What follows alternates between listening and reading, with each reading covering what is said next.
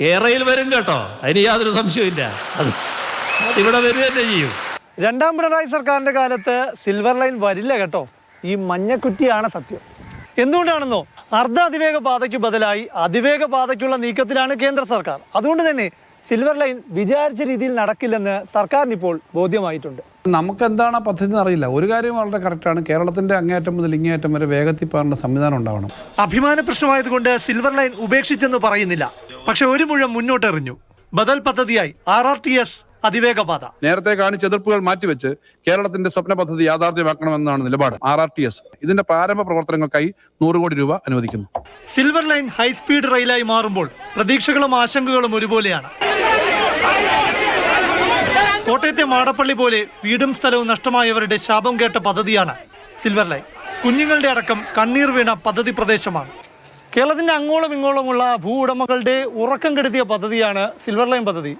പദ്ധതിയുടെ രൂപവും സ്വഭാവവും മാറുമ്പോൾ സ്വന്തം കിടപ്പാടം കീറി മുറിക്കുമോ എന്ന ആശങ്ക ഇവർക്കുണ്ട്.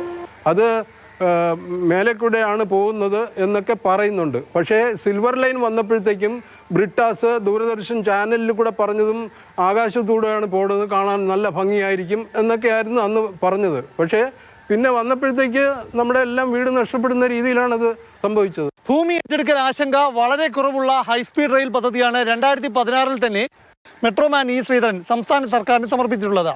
ഭൂമിക്കടിയിൽ ടണൽ സ്ഥാപിച്ചും തൂണുകൾ സ്ഥാപിച്ച് മേൽപ്പാലങ്ങൾ നിർമ്മിച്ചുമാണ് ഹൈസ്പീഡ് റെയിൽ പദ്ധതി.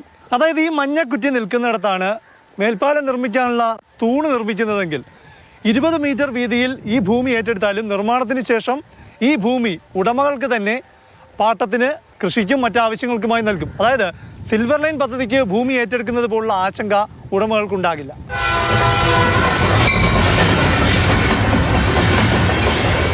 സിൽവർ ലൈൻ അതിവേഗ പാതയ്ക്ക് വഴിമാറിയാൽ വേഗത കുറയുന്നില്ല, കൂടുന്നേ ഉള്ളൂ. അതുകൊണ്ട് തന്നെ CPM സംസ്ഥാന സെക്രട്ടറി പറഞ്ഞ കച്ചവടക്കാർക്കുണ്ടാകുന്ന നേട്ടത്തിനുള്ള സാധ്യത കൂടുകയാണ്. കുടുംബശ്രീ അവർക്ക് ഈ അപ്പവും കൊണ്ട് വേണമെങ്കിലും കൊണ്ടുപോയി വെക്കാം.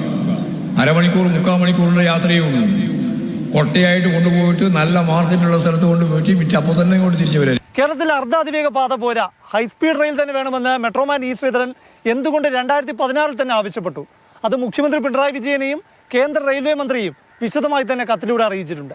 തിരുവനന്തപുരം കണ്ണൂർ ദൂരം 430 കിലോമീറ്ററാണ്.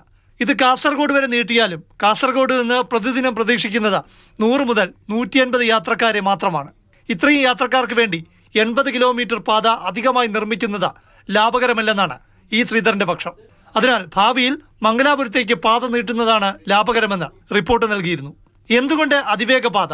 വന്ദേ ഭാരതിൽ തിരുവനന്തപുരത്ത് നിന്ന് കാസർഗോഡ് വരെ പോകാൻ ഇപ്പോൾ 8 മണിക്കൂർ വേണം.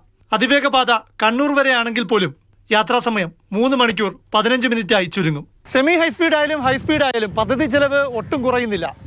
1 കിലോമീറ്ററിന് 200 കോടി രൂപയാണ് ചെലവ് കണക്കാക്കുന്നത്. പദ്ധതി പൂർത്തിയാകുമ്പോൾ 1 ലക്ഷം കോടിക്ക് മുകളിലെത്തും ചെലവ്. അതായത് തുടർഭരണം ഉണ്ടായാലും ഇല്ലെങ്കിലും അടുത്ത സർക്കാരിന്റെ കാലത്തെ ചൂടേറിയ ചർച്ചാ വിഷയമായിരിക്കും ഹൈസ്പീഡ് റെയിൽ. ക്യാമറമാൻ നല്ല മുരുകനൊപ്പം പ്രശാന്ത് കൃഷ്ണ, മാതൃഭൂമി, തിരുവനന്തപുരം.